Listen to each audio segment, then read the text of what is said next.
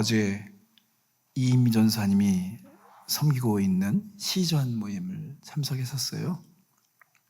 거기서 6명의 자녀를 두신 사모님을 만나서 교제를 잠시 했습니다.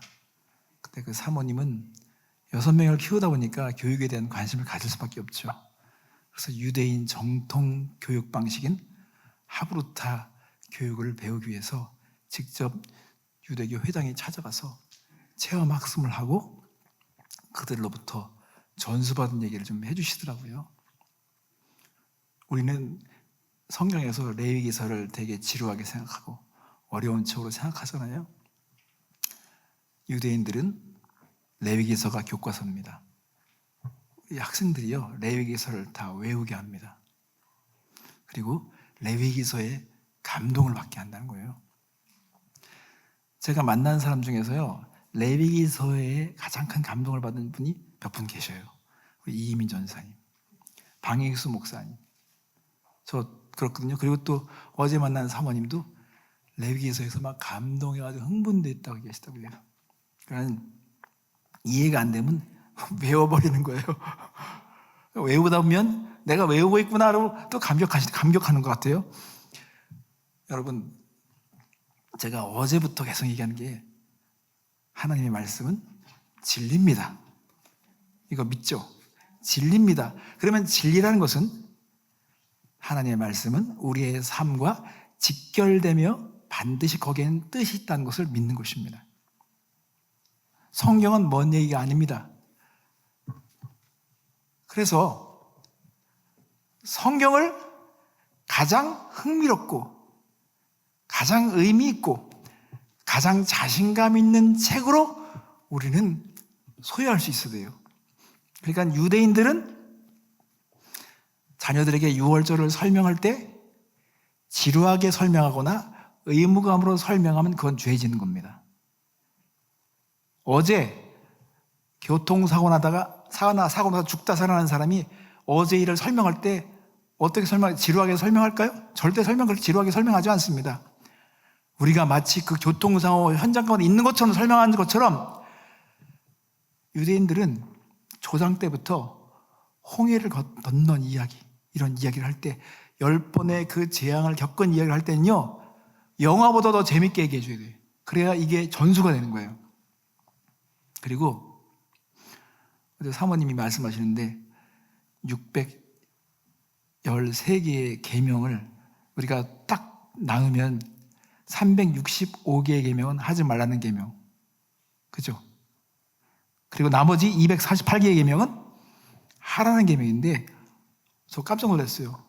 우리 몸에 골수가 248개가 있대요. 하나님께서 우리 골수에 깊이 박도록 하라는 계명을 말씀하신 거예요. 그 다음에 하지 말라는 계명은 360계명 이유가 있죠. 매일같이 하지 말라는 계명을 깨어 있어야 돼. 이게 뭐냐면 죽는 것과 관련돼 있으니까. 그러니까 우리의 몸의 세포와 골수와 모든 의식 속에 막 성경에 막 젖어 살도록 그렇게 교육하는 방식, 그런 것들에 대해서 전수하는데 이분이 설명하는데 막 흥분되는 거예요. 그래서 밥상머리요, 일주일에 3시간은 식탁에 자녀들과 함께 밥을 먹으면서 질문을 서로 하면서 토론하는 시간을 꼭 가져야 된대요. 자녀들은 평소에 궁금했던 것, 정치 이야기, 뭐 사회에 돌아간 이야기, 성경에 궁금한 이야기, 그때 부모들은 와, 기회가 왔다, 이때 이 질문을 막 진짜 흥미진진하게 설명해 줘야 돼. 답을 해줘야 돼. 그럼 자녀들은 맞구나, 말씀대로 다 설명이 되네.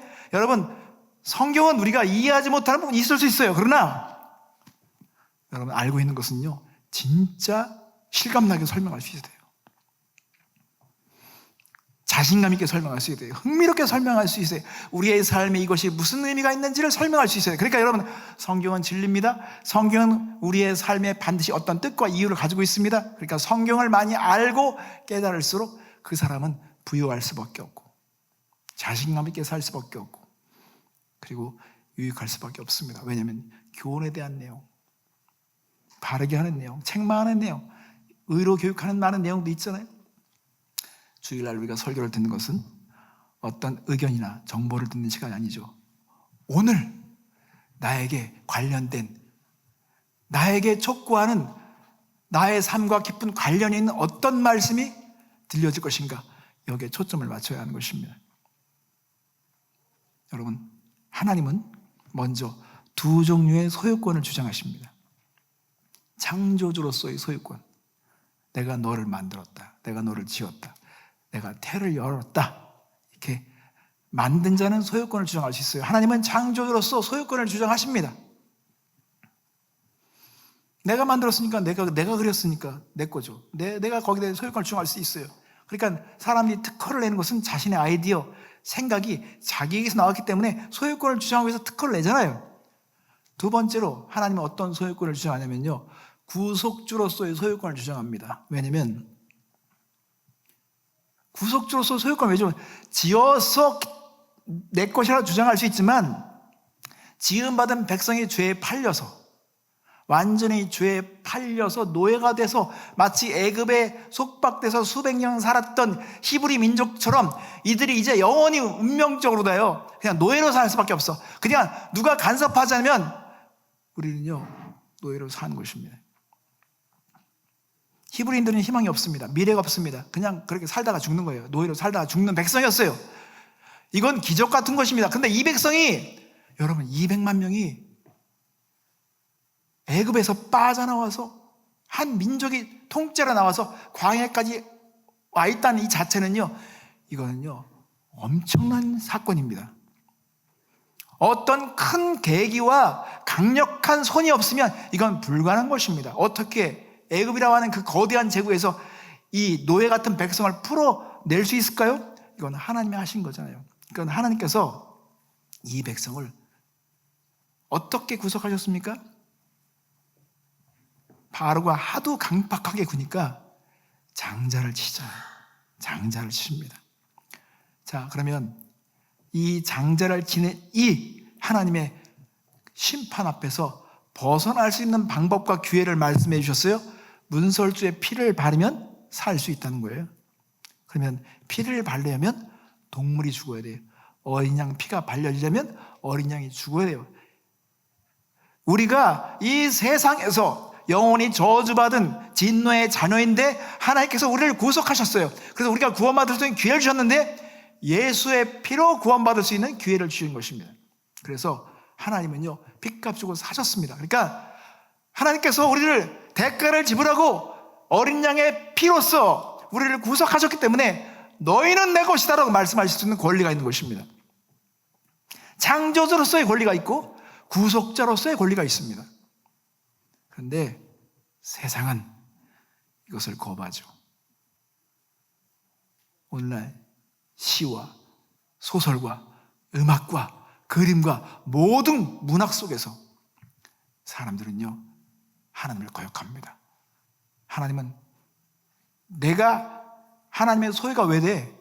난 내가 주인이야 라고 말하는 이 문화의 풍조 속에서 우리가 살기 때문에 이런 말이요 씨알도 안 비키는 것입니다.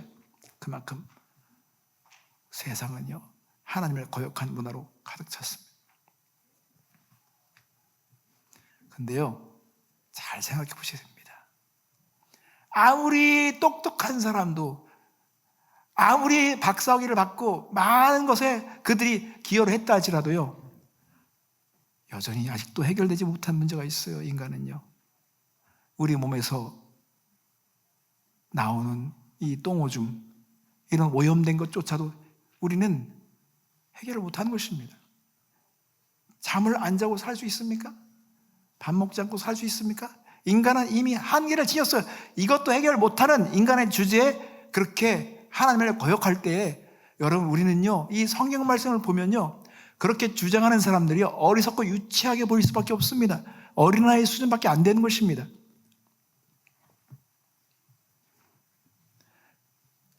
창조주로서의 소유권, 구속주의 소유권을 하나님이 주장하시는데 오늘 특별히 또 하나의 소유권을 주장하십니다. 그게 뭐냐면 레위인에 대한 소유권입니다. 이것이 특별한 소유의 것입니다.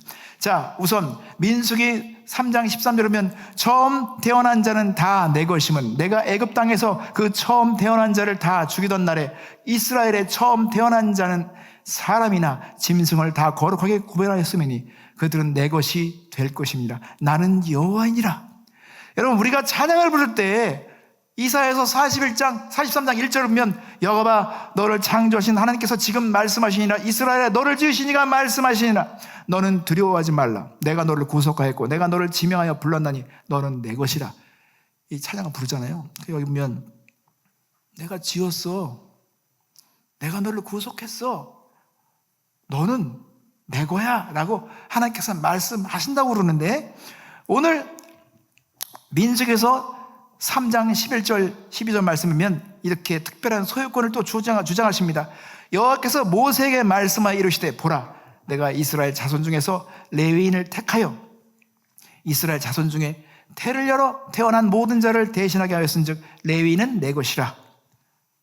성도 여러분, 원래 하나님의 계획 속에는 모든 가정의 장자들을 구별해서 제사장을 세운 것이 하나님의 원래 프로젝트였어요.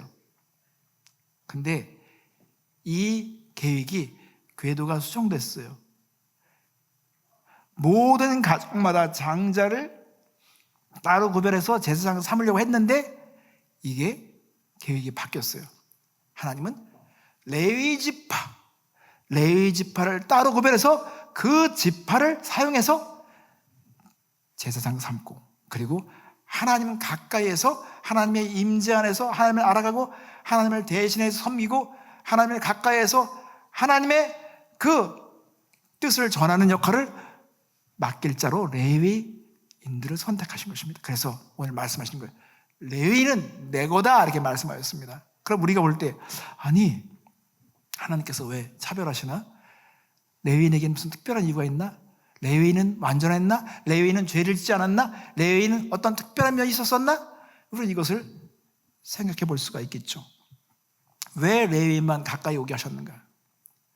왜 레위인은 그렇게 하나님의 성소에서 가까이 지인을 지고 살게 하고 하나님 가까이 머물도록 하고 하나님께서 그들을 특별하게 혜택을 입게 하셨는가? 이런 부분을 우리가 생각해 볼 수 있겠죠. 성도 여러분, 레위는 완벽해서가 아니라 죄를 짓지 않아서가 아닙니다. 레위 자손은요 흑역사를 갖고 있습니다.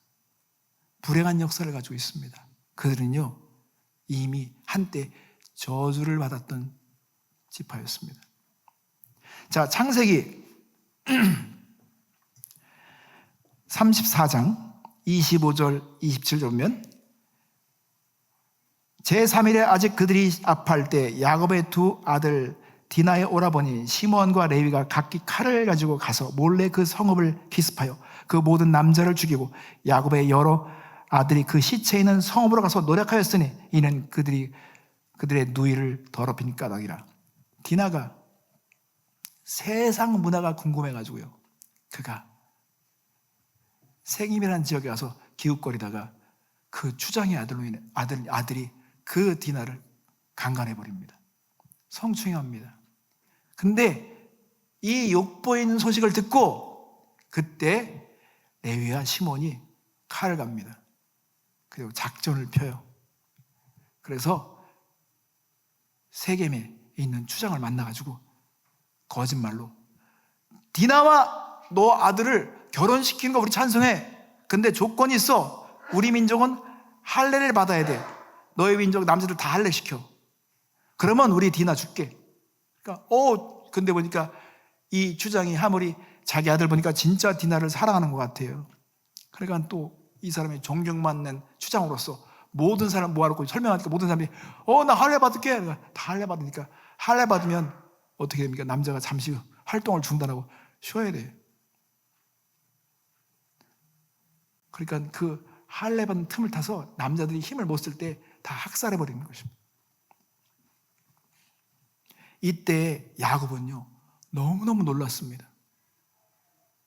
우선 이들이 할례를 가지고 장난한 것입니다. 속인 거예요. 하나님이 이 할례에 대한 진정한 의미를 가지고 한 마을을 다 기습해가지고 죽인 것입니다.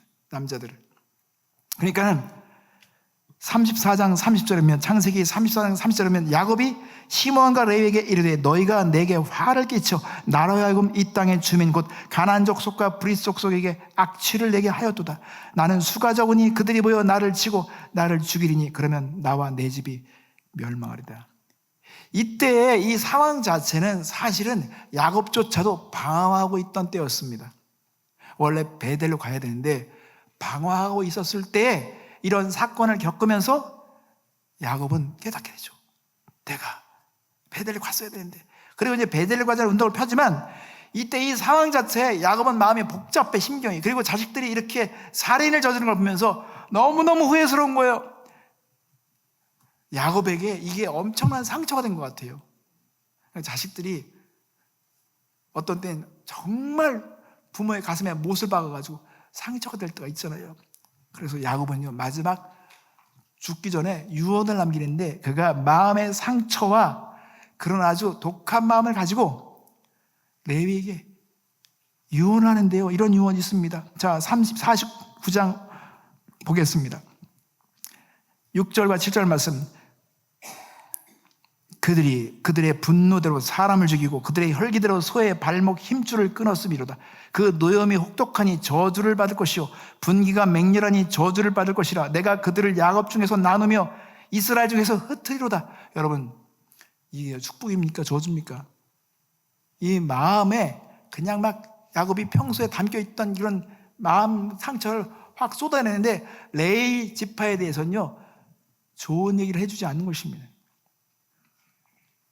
레위 지파는 지금 이런 상황 가운데 있기 때문에 마치 포기된 그런 지파와 같았습니다.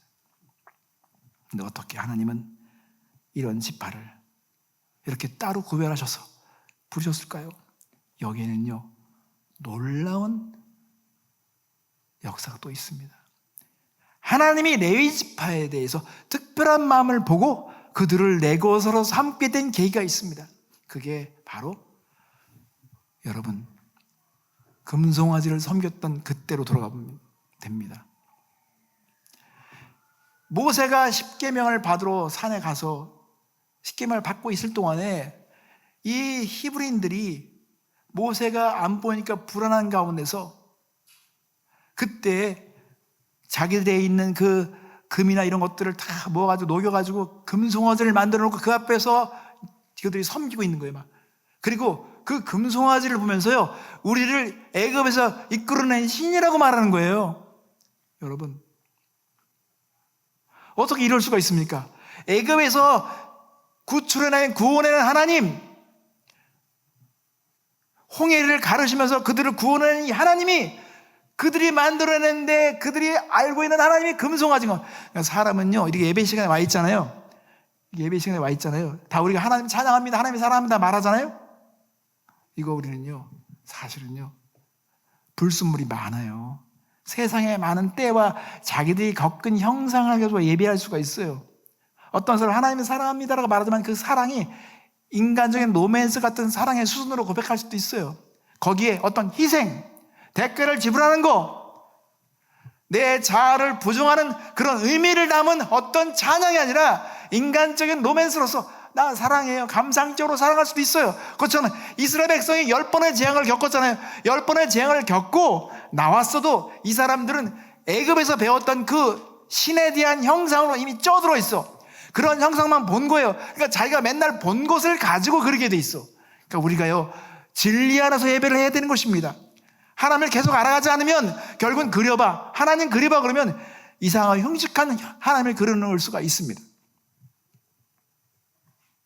그래서 하나님이 그때 접으려고 그랬어요. 내가 접을 거야, 다 멸할 거다 라고 했을 때 하나님, 모세가 얼마나 답답해. 모세는 하나님과 중재에 나섭니다. 기회 주세요. 내가 이 문제 분명히 처리하겠습니다. 그리고 백성 옆에 섰습니다. 자, 이 우상숭배에 가담한 사람들을 척결할 사람이 누구냐 나와봐. 그럴 때 아무도 안 나가는 거예요. 이때 누가 남냐면 레위 지파가 나갑니다. 여러분, 출애굽기 32장 20절에 보면 이에 모세가 진문에 서서 이르되 누구든지 여호와 편에 있는 자는 내게로 나오라 하매 레위 자손이 다 모여 그에게로 가는지라. 이게 되게 중요한 겁니다. 쉽지 않아요. 왜냐하면 함께 고생하고 함께 눈물 흘리고 함께 기뻐하고 함께 이렇게 여기까지 왔는데 여기 있는 사람, 내가 아는 사람을 죽여야 되는 거예요. 누가 나설 수 있겠습니까? 쟤도 나섰는데, 쟤도 숭배했는데, 쟤도 쟤 내 옆집에 사는 나와 함께 살았던, 친했던, 나와 대화했던 조금만, 근데 우상 숭배한 걸 내가 아는데 나 못 죽여.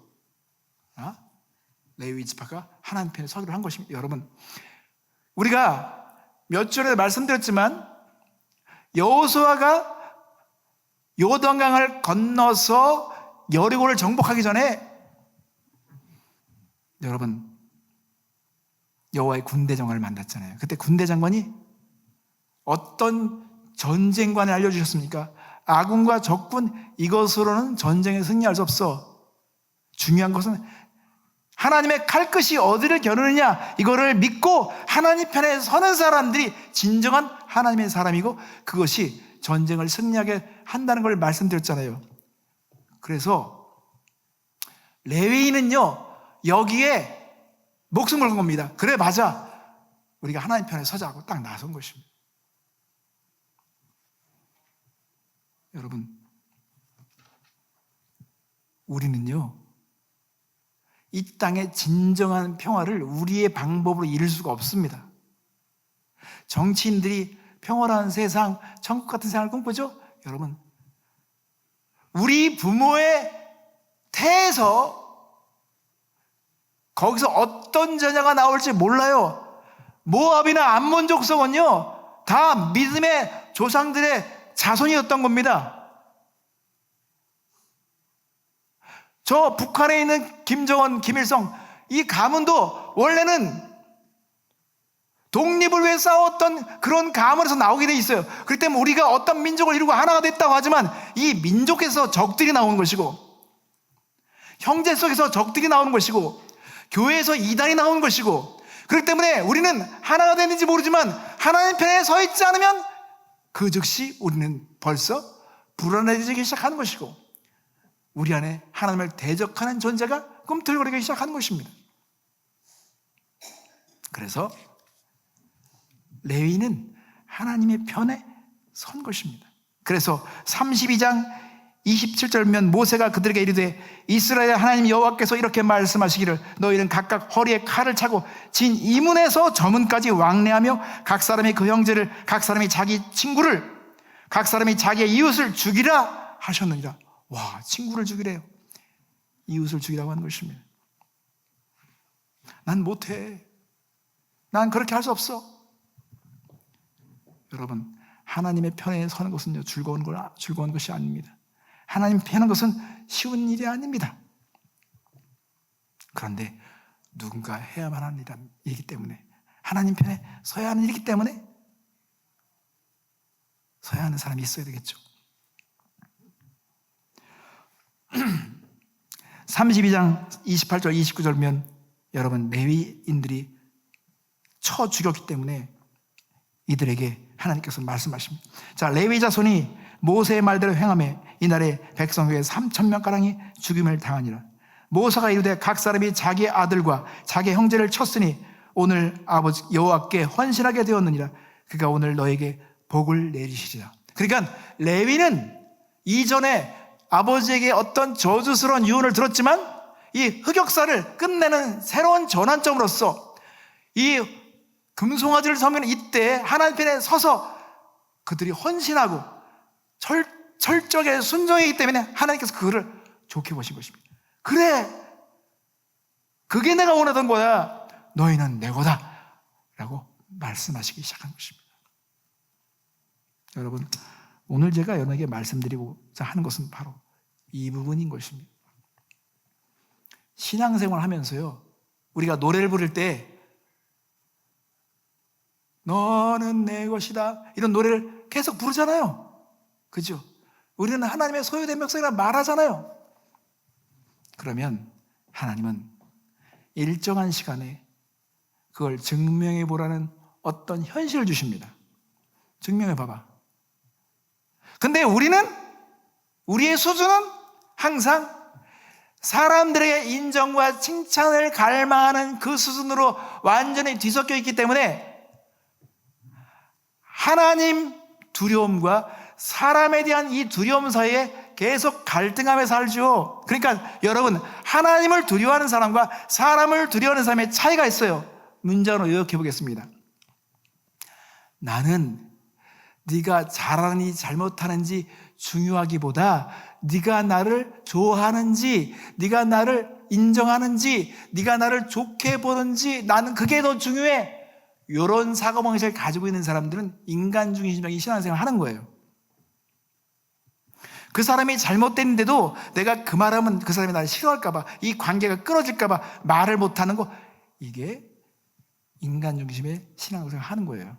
근데 하나님 중심의 신앙생활을 하는 사람은 나는 네가 나를 좋아하는 거 좋아했으면 좋지, 좋아하는 것과 나를 싫어하는 것보다 더 중요한 건 당신이 정말 잘 되길 바래. 당신이 하나님 앞에 똑바로 사는 거, 그게 더 관심 있어. 요게 중요한 거예요. 그래서 그 사람이 잘못됐을 때는 얘기 주는 거예요. 진리의 말씀으로 권면하는 것입니다. 그거 잘못됐어요. 그러면 그 사람이 기분 나쁘다고 생각하지만 시간이 지나면 그 사람이 정말 고마운 사람이 되겠죠. 여러분, 그래서 우리는 하나님의 소유된 백성, 하나님의 소유된 그 레위처럼 하나님의 소유가 되는 이 축복을 누리기 위해서는요, 우리는 이 두려움에 대한 문제를 넘어서야 됩니다. 여러분, 잠언 29장 25절 말씀이면 사람을 두려워하면 올무에 걸리게 되거니와 여호와를 의지하는 자는 안전하리라. 여러분, 이 말씀을 언제 겪었습니까? 아, 그래, 맞아. 내가 사람을 의지하고 사람을 두려워했더니 걸려 넘어졌어. 내가 이 수렁에 빠졌지. 와, 사람을 믿을 게 못돼. 결국은 사람들은요, 다 조종하며 사는 겁니다. 누군가를 다 조종해요. 나를 좋아하게 만들기 위해서 다 조종해요. 배후에서 조종합니다. 이 조종행위 역사하기 쉬운 게 교회예요. 그런데 이것을 다 끊어내면 잘못된 건 잘못된 거 얘기해 주는 거, 그 사람을 보호하기 위해서 할 말을 해주는 거, 이게 정말 레위의 칼처럼 하나님 편에서 그렇게 쓰는 것이, 그게 살리는 것입니다. 그런 사람들을 하나님께서는 네가 내 거야, 너는 내 거야 라고 말씀하신다는 것입니다. 그래서 여호수아서 13장 33절 말씀이면 오직 레위 지파에게는 모세가 기업을 주지 아니하였으니 이는 그들에게 말씀하신 것과 같이 이스라엘의 하나님 여호와께서 그들의 기업이 되심이었더라. 그러니까 너 이거 가져, 너 이거 가져 나눴지만 레위 지파에는 이런 거 안 주고 내가 너의 기업이야. 이게 얼마나 축복이에요. 내가 너의 기업이야. 내가 너의 기업이야. 내가 다른 사람은 다 나눠줬지만 나는 너의 기업이다. 이거 엄청난 축복이죠. 제가요, 하나님 앞에 한국에서 개척하며 목회할 때요, 들은 음성이 있어요. 종원아, 내가 너를 죽을 때까지 굶기지 않을 거다. 그런 말씀을 딱 들었을 때요, 와, 굶기지 않아요? 그러면 나는 밥 먹고 살기 위해서 막 사람 앞에 사정하거나 구걸하지 않겠네? 그런 음성을 확실하게 받았어요. 지금까지 살면서 한 번도 굶지 않았어요. 하나님이 내가 너의 기업이 되게 해주겠다라고 말씀하신 거, 이건 엄청난 축복이죠. 여러분, 하나님의 소유가 되는 거, 이거 축복인 것입니다. 그래서 레위는 이전에 내가 잘못 살았고, 내가 잘못 판단하고, 내가 잘못된 칼을 썼고, 내 과거가 흑역사이지만 이제라도 나는 하나님 편에 서겠다. 이들이 달려들어서 하나님이 정말 기뻐하시는 대로 하나님 편에 섰기 때문에 하나님이 그들을 소유로 삼으신 것처럼 여러분들은 그런 때가 있어야 합니다. 그런 결단이 있어야 되며 그런 과정을 겪어내야 되고 증명해야 되는 것입니다. 왜 우리의 삶에 우리의 바람대로 우리의 생각대로 우리가 안 될까요? 왜 우리가 원하는 대로 우리의 삶이 안 될까요? 그것은요 다 이유가 있습니다. 하나님께서 그런 기회를 주셨는데도 우리가 결단하지 않기 때문에 그런 것입니다. 하나님 편에 서려고 하지 않기 때문에, 사람에게 인정장사하고 구걸하고 칭찬받는 데만 시간을 쓰기 때문에 하나님은 그냥 그대로 살다 죽어, 그냥 그 수준으로 살다 그냥 가, 그냥 하나님 이거 끊어내겠습니다. 여러분, 아기가 나올 때 탯줄을 끊어야만이 애가 살잖아요. 이걸 왜 끊어? 4살에서 나온 건데. 그러면 그건 어리석은 생각이죠. 이걸 끊어야만 살리는 거예요. 그것처럼 우리가 하나님 편에 적극적으로 서야만이 우리 가정이 사는 거예요. 교회가 사는 거예요. 내가 사는 거예요. 그래서 우리는요, 찰랑찰랑거리는 그런 물가에서만 놀지 말고요, 그냥 깊이 들어가야 합니다. 믿고 들어가야 돼요. 그러면 하나님께서 그래 잘했어, 그게 바로 내 거지 라고 말씀해 주실 것입니다. 성도 여러분, 한번 스스로 생각해 보세요. 하나님이 넌 내 거다, 창조주로서 내 거, 구속주로 내 거는 맞아. 그렇지만 네가 특별한 행동을 내게 보였구나, 네가 정말 결단했구나, 네가 정말 내 편에 서려고 결심을 했구나, 이런 걸 정말 보였을 때 우리의 마음은요 담대한 것입니다. 그래서요, 우리는 진리의 말씀을 정말 잘 분별해야 돼요. 칼을 아무 때나 쓰면 안 되는 것입니다. 베드로가요, 칼을 잘못 써가지고 혼났어요. 겟세마네 동산에서 괜히 의분에 사로잡혀가지고 칼을 써가지고 제사장의 종 말고의 귀를 딱 잘라버렸어. 그래서 예수님께서 너 어쩌다 이러려고 그래? 칼로 쓰면 칼로 망해. 그리고 예수님이 이 공생의 사역에서 마지막 치유 사역을 말고의 길을 치유하는 데 쓰였어요.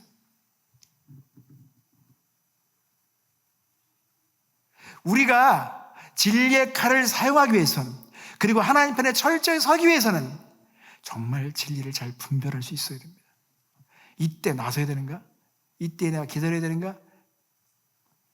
그래서 야고보서 1장 19절 20절 말씀은, 내 사랑하는 형제들아 너희가 알지니 사람마다 듣기는 속히하고 말하기는 더디하며 성내기도 더디하라. 사람이 성내는 것이 하나님의 의를 이루지 못함이라고 했습니다.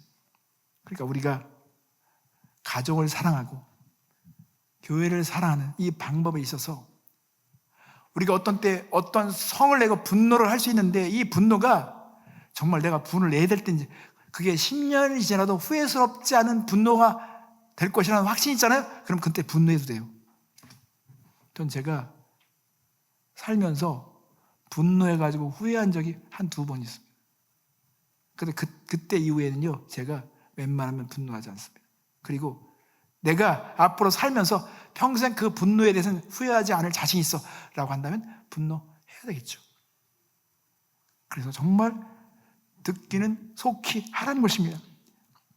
자, 그래서 디모데후서 2장 15절이면 너는 진리의 말씀을 옳게 분별하며 부끄러울 것이 없는 일꾼으로 인정된 자로 자신을 하나님 앞에 드리기를 힘쓰라고 말씀을 하십니다. 우리가 하나님께서 정말 이 칼을 써야 될 때 칼을 쓰라고 하면 칼을 쓸 수 있는 그런 자가 되기 위해서라도요, 진리를 분별해야 됩니다. 제가 말씀드리지만 성경을 최소한 3번 한 절 한 절 경외감으로 묵상하잖아요. 동성애가 죄가 아니라고 말할 수가 없어요. 그건 무식해서 그런 거예요. 하나님을 경외하지 않아서, 인간적으로 생각해서 그런 것입니다. 성경을 축실하게 묵상하고, 여러분 성경을 읽다 보면요, 그냥 그런 죄가 흡수돼요. 몸에 그냥 흡수돼 있어요. 그냥 죄로 보여. 악한 꾀가 보여요.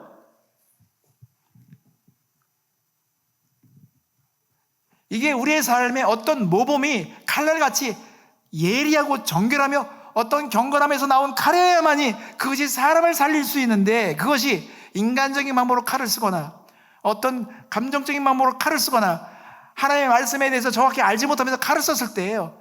그냥 오만 가지나 상처하면 얼룩지게 만드는 거예요. 복잡한 거예요. 이게 해결도 힘들어져.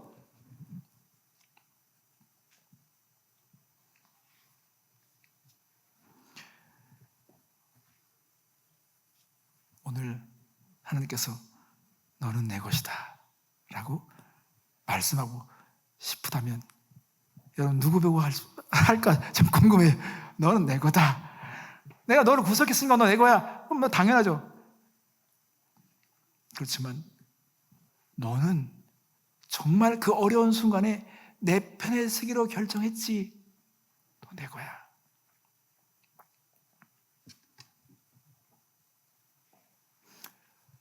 제가 여기 우리 김금자 전사님 여기 계셔서 미안한데 부부를 지난주에 신방을 함께 식사하면서 교제했는데요. 제가 그 두 아들이 왜 이렇게 잘 자라는지를 알게 됐어요. 며느리까지 잘 자랐어. 두 아들이 그렇게 하나님 중심으로 살고 교회를 앞세우고 그냥 직장생 하면서도 그냥 교회만 달려가고 그렇게 봉사하는데 며느리들까지 훌륭해. 며느리들은 막 저 샌드웨이 거서 막 이 오렌지 카운티까지 주일학교를 12년간 봉사하느라고 하니까 그냥 전사님이 며느리감 걔는 볼 것도 없다. 야 그럼 됐어. 와 그렇게 살았는데 와 가정이 그렇게 자녀들이 잘 돼서 이건 모든 가정이 다 불안한 가정 되셨네. 근데 유지하는 거 남았네 라고 했는데 그게 그냥 된 게 아닙니다. 전사님이 여러분 우리 비빔밥 먹을 때 그 생채 무생채 해온 거 보셨잖아요. 이렇게 해오셔. 그리고 손도 크시지만 제가 몇 군데 이렇게 전혀 상관이 없는 장례식장에서 몇 번 뵀어요. 계속 어떤 어려운 곳에 가 계시고 이건 다 심은 거죠. 이게요 공짜가 아닙니다. 그 하나님 다 보시면 너 내 거야. 내 거다. 내가 내 후손을 지켜줄게. 여러분 우리는 무서운 결단을 해야 합니다. 그냥 거기서 거기 같은 수준 이제 잘라내십시오. 고만고만한 생각이 있기 때문에 교회가 욕을 먹는 것입니다. 우리는 깊은 세계로 들어가야 합니다. 그리고 칼을 갈아야 됩니다. 이 시대를 위해서 하나님께서 누가 내 편에 설 것인가? 우리는 하나님 편에 서기로 결정해야 합니다. 베드로전서 2장 9절이면 그러나 너희는 택하신 족속의 왕같은 제사장들이요 거룩한 나라요 그의 소유된 백성이니 이는 너희를 어두운 데서 불러내어 그의 기이한 빛에 들어가게 하신 이 아름다운 덕을 선포하게 하려 하심이라. 성도 여러분, 세상은 평등한 거 좋아하잖아요. 평등하기를 원하잖아요. 여러분 이걸 분명히 아십시오. 하나님 나라도 평등하지 않습니다. 천사도요 종류가 달라요. 평등을 추구하잖아요. 그러면 게으른 세상을 만들어요. 월급이 다 똑같으면요 누가 일하겠습니까? 누가 열심히 일하겠습니까? 아닙니다. 실력 있는 자를 인정해주고 실력 있고 성실한 사람에게 기회의 문을 열어주는 게 진짜 평등이죠. 그런데 일을 열심히 하나 못하나 월급을 똑같이 줘. 이게 세상 사람이 가지고 있는 잘못된 평등에 대한 환상이죠. 하나님 나라도 평등할 수가 없습니다. 헌신한 사람들은 거기에 대한 하나님께서 특별한 은총을 입혀주십니다. 레위인이 칼을 들었기 때문에 넌 내 거라고 말씀하신 것입니다. 사람들이 꽃이 피는 것에만 관심이 있어요. 꽃망울에만 관심이 있어요. 그러나 그 꽃이 피기 전에 어떤 대가를 심었으며 어떤 과정이 거친지를 생각해 봤을 때 여러분 늦지 않았습니다. 지금 철저하게 하나님 편에 서서 살아가십시오. 그게요 진짜 값진 것을 심는 것이고 우리 자녀들의 마음을 돌이키는 데 쓰임받는 걸음이 되는 것입니다. 왜 인생이 도약이 되지 않을까요? 왜 인생에 큰 변화가 일어나지 않을까요? 여러분 이것도 사실은요 죄악된 것입니다. 왜? 세상 사람들이요 변하지 않는 이 사실에 대해서 더 확증을 줄 수 있는 기회를 내가 믿어도 안 변해라고 하는 이 증명해 주는 삶으로 나 쓰임받아. 여러분 죄 짓는 겁니다. 그게 아니라 진짜 말씀드렸더니 저기 변하는구나. 이런 삶으로 우리가 증명하는 삶이 되어야 될 거 아니에요? 그러면 하나님께서 여러분 축복해 주실 것입니다. 하나님의 소유된 복된 여러분 되셨으면 좋겠습니다. 함께 기도하겠습니다.